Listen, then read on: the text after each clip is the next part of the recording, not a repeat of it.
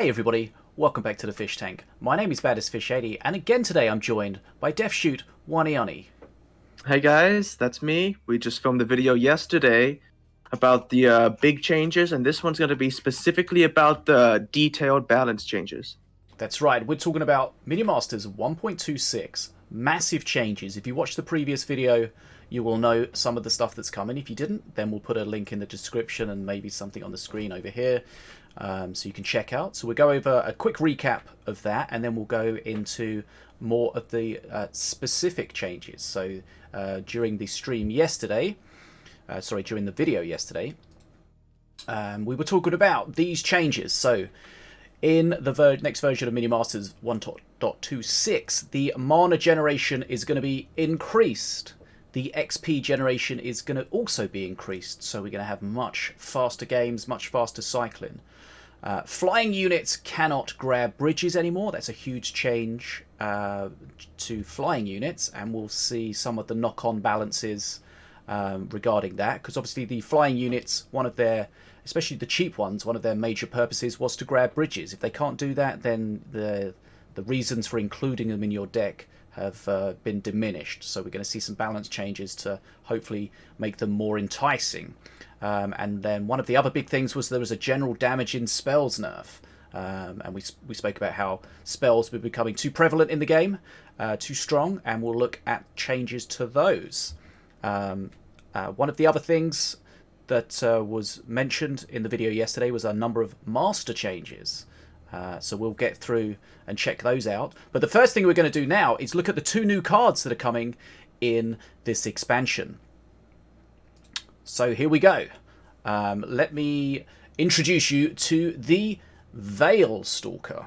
Now, the Veil Stalker, it's another Crystal Elf minion, but this one is a little different. Would you like to tell us about this one, DefShoot? She's a 3-mana minion, a legendary, which means that she'll probably be the minion inside the paid battle pass. So just a heads up for anyone looking forward to her. And then she's a very complicated unit. Crystalline Sweep. You might be able to see it on the slide that Fish has up right now. It gives you mana freeze when you use it. So while she's a 3-mana minion, her cost technically increases as she's on the field, which is kind of a bad thing, but she's a very powerful unit. She's super slow. A 2-speed minion, which is a big thing, especially now. You'll see more on that later on. And it does 100 damage. So you can kind of build up with her because she takes so long across the field.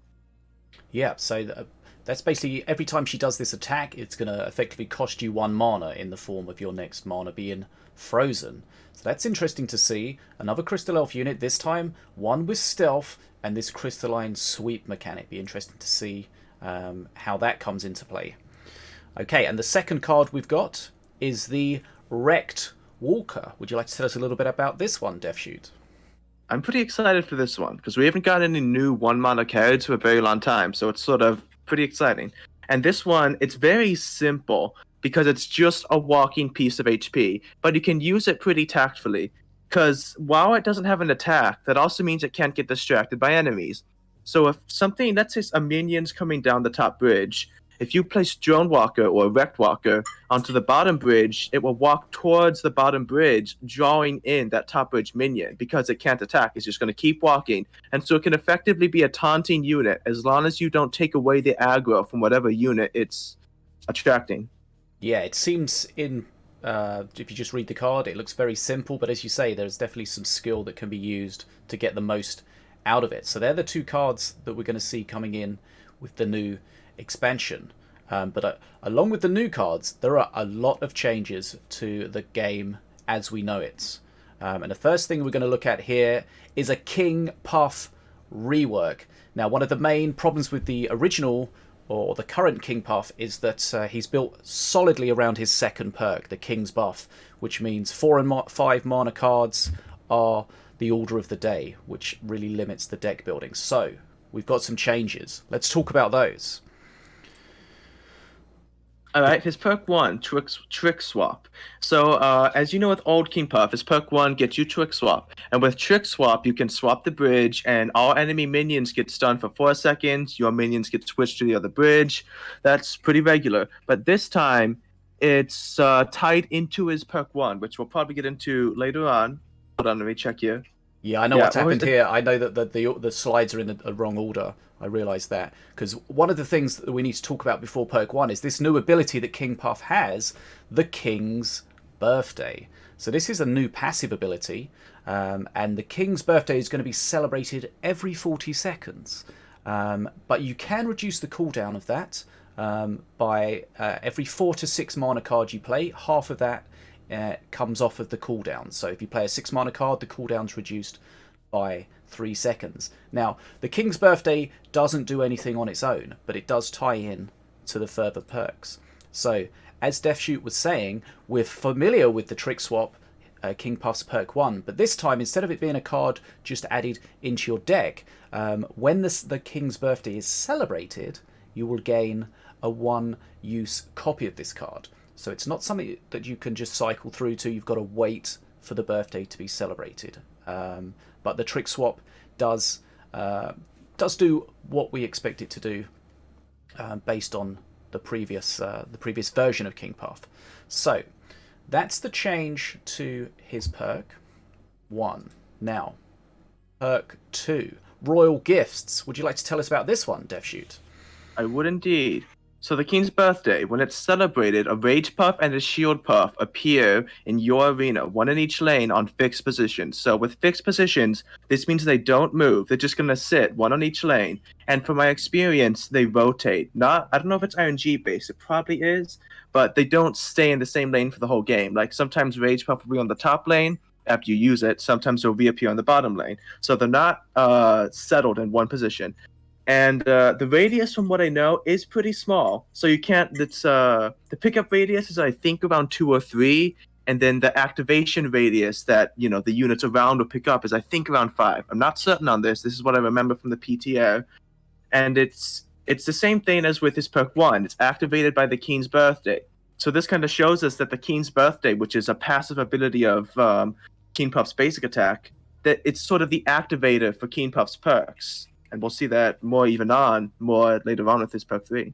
Yeah, so his perk 3 is called Send Forth the Horde. And now, this is again linked to his bridge switch, which is again linked to the King's Birthday. So, summon a Night Puff for each friendly minion affected by the Trick Swap, up to a maximum of 5. Now, you might be asking, what's a Night Puff? Well, a Night Puff has 50 HP, a range of 8, and does 50 damage every 2 seconds, 25 DPS. So how do you feel about getting 5 of those at a time, DeathShoot? They're going to be pretty vulnerable to spell removal because they are only 50 HP. But at the same time, spells are being nerfed, which we will talk about later on, and they're going to be a big pile of damage. That means if they each get an attack off on one unit, that's 250 damage and 125 DPS. So they can sort of shred something if they're being protected effectively. And this is going to mean that you want multi-unit cards in your deck when you're playing King Puff. Not just for his perk 2. It means that you're going to want, probably Spear Throws is a good minion, or Legionnaires. Minions that spawn 4 or 5 minions, because that'll be a good thing to synergize with his perk 3. Yeah, so there we see a big rework for King Puff. It's going to allow more variety with King Puff decks. And that is the master that is receiving the most changes in this patch, but it's not the only master that is receiving changes. We have some changes to Diona. Now, if we have a look here, the potion cycle is going to be based on a cycle rather than random. So you're going to know the order that the potions are going to come in, based as the player yourself, and also playing against Diona. So that could that removes the randomness. You're not going to have, for example, the 3 heal potions in a row that can really change the outcome of a game. You've got the XP potions going to give a bit more XP. And now, one of the things we spoke about yesterday was that as you see at the bottom here, traps no longer can grab bridges. So whilst they are losing that ability, they are getting some buffs. The taunt trap now is going to have 400 instead of 300 HP, and the crossbow trap is going to have its damage and lifetime increased. So instead of doing 15 damage and doing that over a period of 15 seconds, it's going to do 20 over a period of 20 seconds. So I think we did the maths, and the overall trap damage output is going to go up from 450 to a whopping 800, assuming that it is left unchanged. How do you feel about that damage increase from the trap changes there, DefShoot? Definitely going to have some interaction changes in the game. Like if you use a crossbow trap on Bounty Sniper and the Bounty Sniper is shielded, then they'll trade evenly. But now that crossbow trap does 20 damage, the Bounty Sniper will die in 4 hits, which means that your crossbow trap will survive. And there's going to be a ton of interactions like that one. Similar to that with the damage increase, let's say Setsu leaves the tower. Now she's going to be taking 20 damage with each attack, 40 DPS whenever she can't take it out in time. So that just makes it even more threatening, and it's going to be a similar thing for Rekt. And basically masters who can't answer the trap with their basic attack, they're going to be in even more danger from taking pelting damage from traps.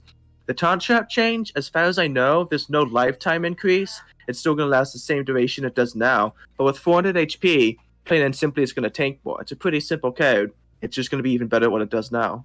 And also, a bit more stuff on the potion changes. I'm glad to see an XP potion buff, because that's sort of the most useless. It can be helpful at key moments, but outside of those key moments, like near Mana Frenzy or you're about to hit a perk, it's not thought of as very good. So I'm glad to see a buff to that one. Some good changes there to Diona, and I think I like the fact that the traps now are going to be... I feel like they're going to be used more as they're intended to be used, rather than just throwing them on a bridge to grab it. That you're going to be using them more to influence the minion versus minion interactions, as well as to do some face damage. So there's some decent changes to Diona there. But again, Diona is not the last of the changes. We have a Mordar change. Now, Mordar is very much seen as one of the strongest masters in the game. And from our discussion yesterday, the developers really feel like the tombstones in their current state are very coin flippy. You can get a massive, incredible, valuable res, or you can miss it. And the difference between those two is worlds apart. So we're getting some changes to those to make him feel less coin flippy. So here's the tombstone rework. So the tombstone is going to resurrect a minion, and the percentage health of the minion it resurrects is based on the percentage charge of the tombstone.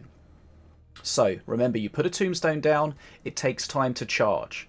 Now here, the tombstone is going to need to reach a minimum of 25% charge before it is activated for a res.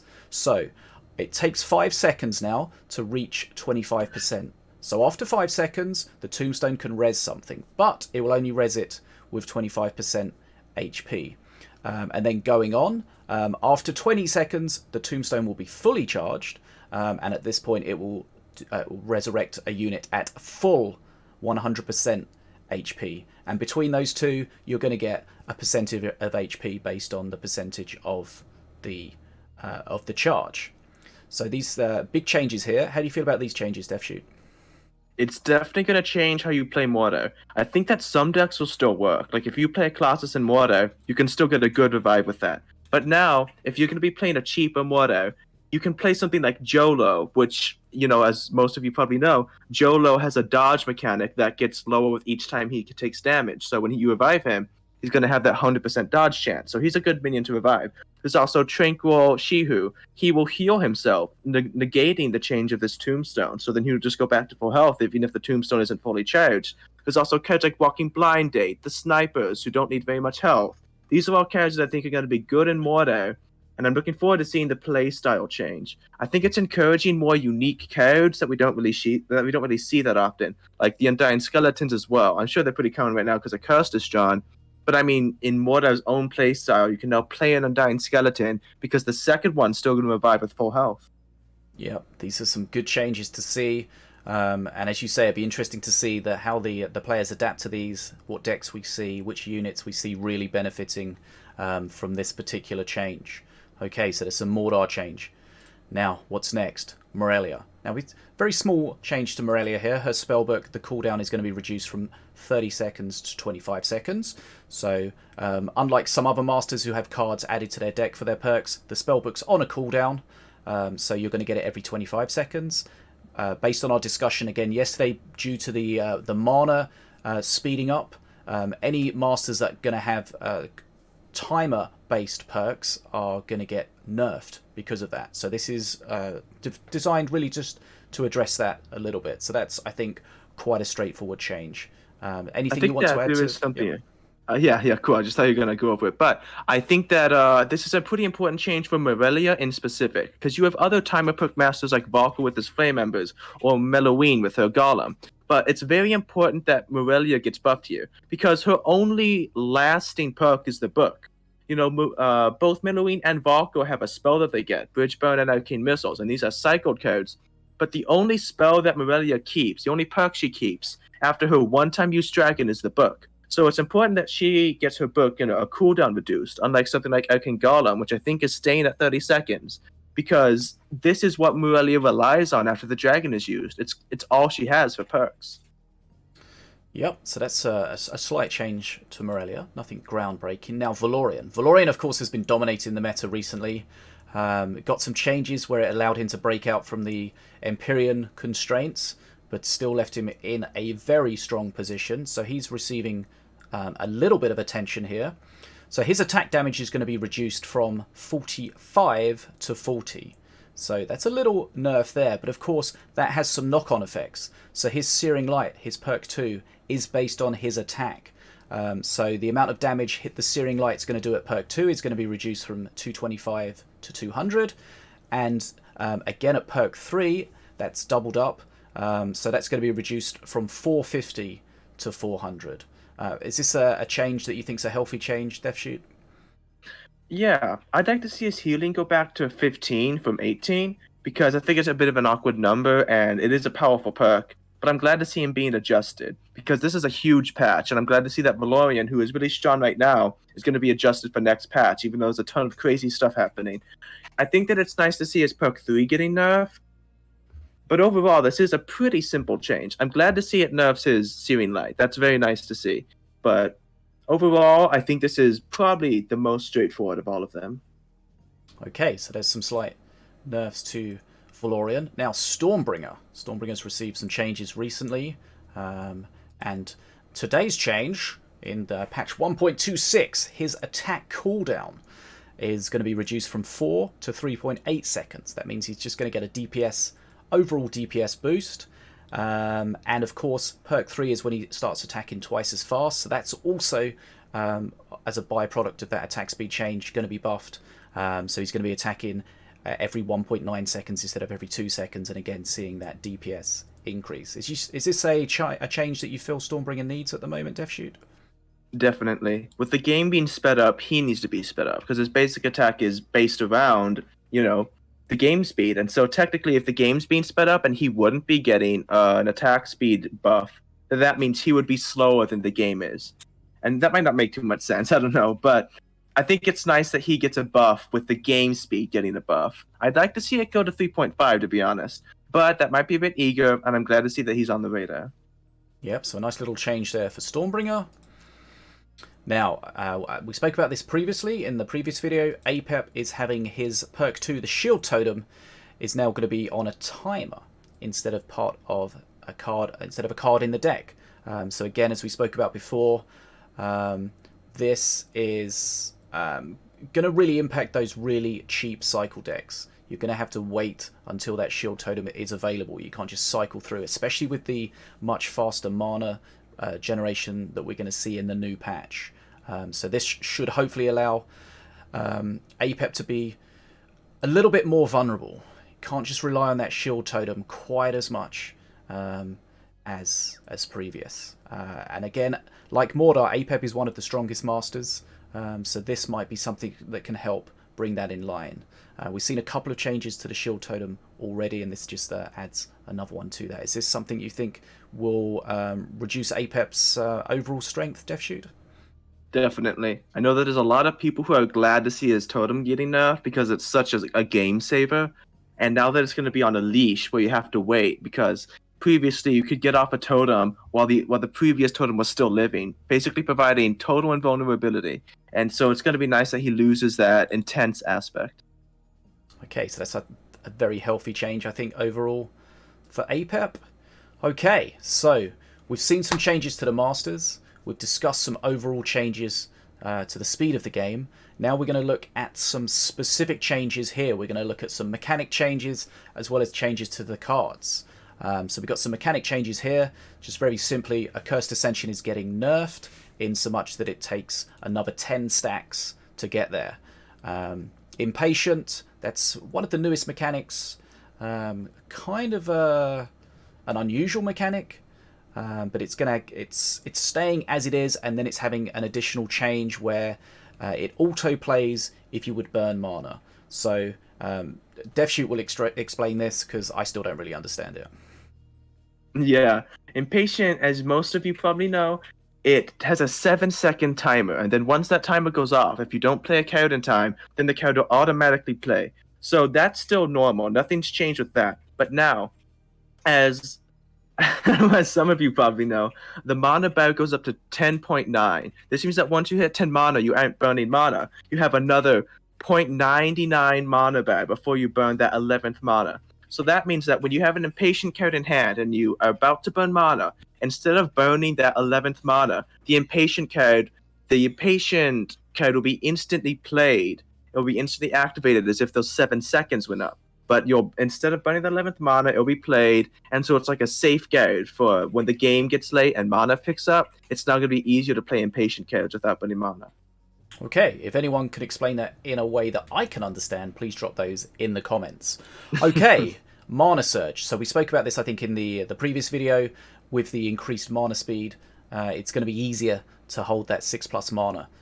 So because of that, then the bonus that Mana Surge units are going to get is going to be reduced. The attack speed bonus is reduced from 50 to 33%. So that's all your Crystal Elf units, including the new one. Now, those are the mechanic changes.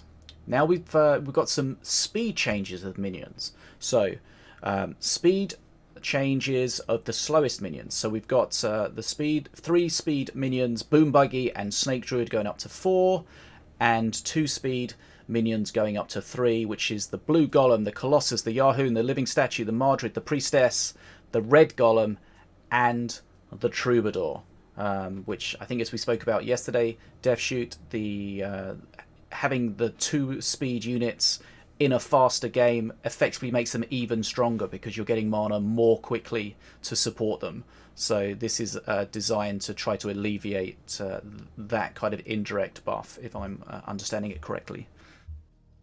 There's also something I just realized as we were going through this video, and that's with the new card, the Unveiled. What was her name again? Let me see here. The Veil Stalker. The Veil Stalker. It says in her description that her speed gets reduced to 2. So that means that we still have a 2-speed minion in the game. That might get changed later on. We'll see. Because she's not a big minion that you support the push. So it's not like something worrying, but it is notable that we still will probably have a 2-speed minion in the game unless it gets changed before release. Okay, so that's some speed changes to the minions. Now, let's talk about changes to the minions themselves. Now, we've got a lot of changes to go through, so we're not going to speak in depth about all of them because that'll just take far too long. But we've got some changes here to Ardera and Avea. Their self-damage is now going to be true damage, which means it can't be prevented with shields, Divine Shield, etc. Demon Warrior, now that's a card that very much is based on cycling and is strong in cheap cycle decks. So now instead of triggering at 5 stacks, you're going to have to play it an extra time for it to become 3 times as scary. Now the Divine Warrior, this is an interesting change. Divine Warrior is now going to have Taunt. How do you feel about that change, DevShoot? I think it's a good change for 2v2 especially, because now if minions, I think this is pretty speaks for itself, but when minions are already attacking a minion you don't want them to attack, Divine Warrior now has another usage where you can use her taunt to re-aggro that minion onto Divine Warrior. So you can save minions now with Divine Warrior's taunt. And then this also means that you can place Divine Warrior around a push, but while she may not be the closest minion, now she's going to be focused on because of taunt. I think it's going to be a nice buff to increase her play rate, and I do not think it will be too strong. One thing I like is the Divine Warrior, you spawn it, it has a shield. Once the shield is over, then it's just a regular warrior. Whereas now it's going to have an extra bonus to it. So, and that's going to be something that lasts for the lifetime of the unit. So that's something that I like, and I look forward to trying that out. Okay, Dragon Pack. Not a card we see used too often, just simply because... sorry, I'm thinking about the Flying Dragon Pack. This is just the regular... No, hold on. Dragon Pack. This is the Flying Dragon Pack, right? The Yes. Flightless Dragons are the Flightless Dragons, right. So this is the Flying Dragon Pack, yeah, so I was correct. That we don't see this very often because it's quite easily countered. This is just getting an easy change where it has Voidborn Wound, which will reduce its cost by 1. So Voidborn Wound is activated if another Voidborn unit hits face. Now, Frost Feathers. Now, these are going to have a slight damage increase, and that's going to affect not only the Frost Feather units when you play them as the minion, it's also going to affect the Frost Feather Flyby. So they're going to suddenly do a decent amount more damage and potentially have the extra killing power to remove some units that previously they couldn't. Here we've got the Haunting Hugger. That's going down to a 1 mana card. And it's going to have its attack cooldown reduced from 2.5 seconds to 1.8 seconds. So I'm interested to see that because the Haunting Hugger is a very strong card if used appropriately. How do you feel about this change? Going down to 1 mana, still being able to remove a Colossus if given time? Seems like that's going to be a very strong card. I'd like to talk about Dragon Pack and Frost Feathers as well, just for a moment. Because now both these cards are being buffed, but they're also not going to be able to grab bridges anymore. So Dragon Pack is being simultaneously nerfed. And Frost Feathers, we all know, can't grab bridges anymore, but also Frost Feather Flyby. It will no longer be able to grab bridges, which is very notable because a play you can make was where they try and, when the opponent tries to recap the bridge, you can use Frost Feather Flyby, and then the birds will kill their target and take the bridge. So that won't be possible anymore. The card's being buffed and nerfed at the same time. And with Haunting Hugger, I'm kind of nervous about this one. Going down to 1 mana, that means it's going to be basically, or possibly, straight up impossible to get a good trade versus Haunting Hugger. You can just spend 1 mana, and the opponent has to spend more mana than you just spent to stop it. Usually that's how it was previously, but now it's even more obvious. When you spend 1 mana, it's kind of careless. You can just do that without worrying. You're not losing much of anything.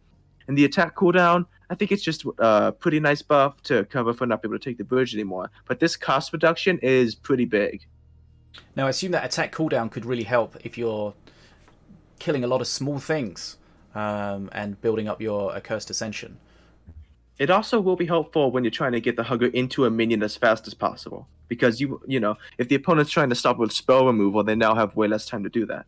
Yeah, this seems like a quite a strange change to me in that it's really strengthening a card that was already pretty strong. And this wasn't really one of the flying units that you would use generally to take bridges. Of course, you could do with it, but no longer is that an option. Okay, Malshar Shadowfork now teleports on kill, teleports himself, jumps around a little bit, 2-second cooldown. Spirit Mancers, always very strong, especially in duos. So the Spirit Mancer and the Blast Mancer are both going to have a health reduction from 200 to 170, so that's going to mean they're more counterable, especially to some spells. And we'll look at the spell changes coming up in a little bit. Netherbats, they're very strong at the moment. They're losing the ability to take bridges, but you're going to get 3 of them instead of 2. Propeller Scrats, again, it's an air unit, so it's losing some usability, but you're getting the benefit back by you're going to get an extra 1 of them, you're going to get 4 of them instead of 3, and they're going to be a little bit faster. And just like some of the other units change we've seen, the Zealots of the Burning Fist, their self-damage is going to be true damage, so can no longer be blocked by any shields, any protection. Okay, so those are the minion changes. Now we'll just have a look at the building changes. So Cage Prowler, just to go along with the speeding up of the game, the activation time is going to be reduced from 20 to 16 seconds. And the lifetime that the building lives for is going to be reduced from 30 to 24. As we understand it, it's still going to require 130 damage to stop it from spawning. Dragon's Nest, just a straight cost increase. Scrapyard, this is a nerf. Remember, Scrapyard gives you currently 100, but it's now going to give you 60 plus 1.5 times however much scrap it consumes, and then it'll spit that out over 25 seconds. And also, if anyone's wondering why the building lifetime got nerfed on Cage Prowler, that's because if the building lifetime stayed at 30 seconds, then Cage Prowler would have more safety health before you stop it from spawning. Because with these changes, it's going to stay around 130. But if the building lifetime stayed at 30 seconds, so that means that it would take, I can't give you exact, but it would take more damage to stop. So that's why it also got changed. That might not seem relevant because the building just disappears when the Prowler spawns. But this is so that the required damage to stop it stays the same. Okay. TAS, simple increase from 2 to 3 mana. Zap Shrine, again, simple cost increase from 3 to 4 mana. Now, spell changes. As we spoke about before, spells are very strong in this game, and this patch is looking to address that. So here we go. Arcane Bolt is going to have a 1 mana cost increase. Bats, Bats, Bats, a 1 mana cost increase. Here's a big one. Beam of Doom, face damage reduced from 300 to 150. That's quite a substantial change. It's a very substantial change, because this means that when you're trying to beam like a 5 mana unit on face, one of the reasons you're doing that is for 300 face damage. But now it's only 150, so a lot of those players are going to be way less value. That's right. Okay, Black Hole, cost increase 2 to 3. Call to Arms, cost increase 5 to 6. Chain Lightning 4 to 5. Corpse Explosion 3 to 4. Daggerfall 3 to 4. Fireball, cost increase 4 to 5. So we saw the Mancers having their health reduced so they can be killed by a Fireball, but the flip side of that is the Fireball is now more expensive. Gambler's Ball, cost is going up from 3 to 4, but it's getting a buff in that each sacrifice gives it an increased chance of giving you both the healing and the damage, and I assume that's just a change because it's a card that doesn't get played very often. Continuing on, we got Grasping Thorns up from 2 mana to 3 mana. Ion Grenade, again there's a cost increase from 2 to 3. It's also going to have its delay for its first hit increased from half a second to 1 second to make it more counterable. Magma Storm, cost increase from 5 to 6. Mountain Shaper, cost increase from 6 to 7. Niveir's Breath, cost increase from 6 to 7. Poison Strike, 3 to 4. Resonating Blast Crystal, 3 to 4. And, crucially, the delay is going to be increased from 0.8 seconds to 1.2 seconds, so it's going to make it more reactable with Bannermen or Black Holes, things like that. Ritual of Servitude, up from 5 to 6 mana. Scrutillery, 5 to 6 mana. Now, the Shock Rock is staying at 2 mana, and the Shock Rock is an incredibly strong and versatile card, one of the highest rated cards in the game, but its damage is going to be reduced from 40 to 25. So that's going to reduce how much damage you can do to face, and it's going to be able to kill less. You know, crucially, it's not going to be so good at killing Crystal Archers and things like that. And here we see Smite, damage reduced from 200 to 150. Stun Blast, cost increase from 3 to 4. Vortex, cost increase from 2 to 3, plus the additional mana freeze. And the Wheel of Doom, the speed is being reduced from 1,000 somethings to 800 somethings. And that's going to make it, it's just a nerf, making it more something you can react against when you're throwing down a unit to try to tank it, Black Hole, Bannerman, something like that. So those are all the changes that are due in this patch. I know this has been quite a long video, but there's been a lot. There certainly has been a lot for us to go through. So yeah, if you've got any thoughts on what you're seeing here, be sure to drop them down in the comments, or come hang out in the stream, discuss them when the patch goes live on Thursday. So, DefShoot, how are you feeling based on all of these changes that we've seen now? It's gigantic. I don't think we've ever had a patch that's had this many balance changes all at once, at least not that I can recall. And I'm looking forward to seeing how this changes up what spells are strong. Because, for example, Dragon Pack hasn't been changed. Dragon Pack is still 6 mana. So that means it's only now 1 more mana than Fireball. So it's just spells like that, which you haven't seen very much. But now, just because they haven't been nerfed means they're getting buffed. Because so many spells around them are getting nerfed. And I'm looking forward to it. Yep, a lot to change. I know this has been quite a long video, but as I said, there was a lot that we had to go through.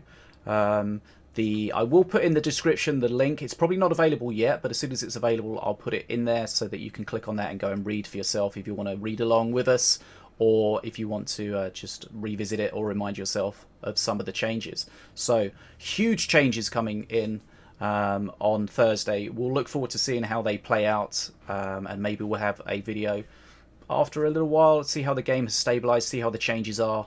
But yeah, a huge thanks to DefShoot for helping me out with not just this video, but yesterday's video as well.